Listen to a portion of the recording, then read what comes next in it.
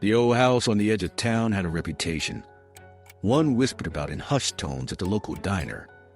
They say it was once home to a couple named the Hollisters, who vanished one stormy night without a trace.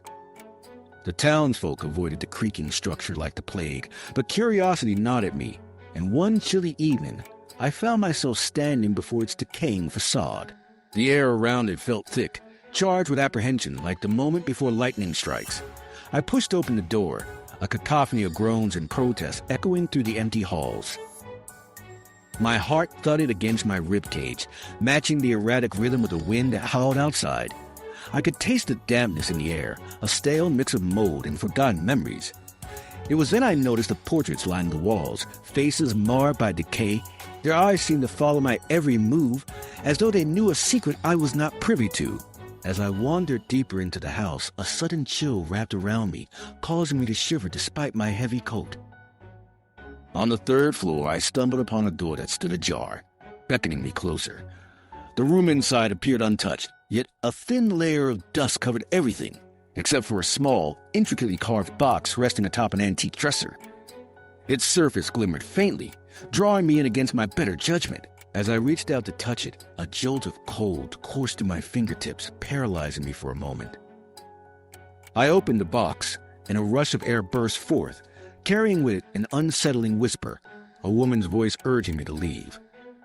My breath quickened, yet my instincts faded under the spell of morbid curiosity. Inside the box, I found a collection of trinkets, tarnished rings, a locket, and a brittle diary filled with frantic scrawls. But it was the last entry that set my heart racing. The words spoke of a darkness that dwelled within these very walls, a malevolent presence that consumed the Hollisters and anyone who dared to linger too long. Just then I heard it, a low, raspy laugh echoing from the shadows behind me. I spun around, my pulse roaring in my ears, but the room was empty, save for the oppressive aura that clung to me like a shroud. I bolted for the door, but in my haste, I knocked over the box, spilling its contents across the floor, a cacophony of metal and glass that rang out like a warning bell. It was too late. The darkness stirred, and I could feel its breath on my neck, hot and rancid.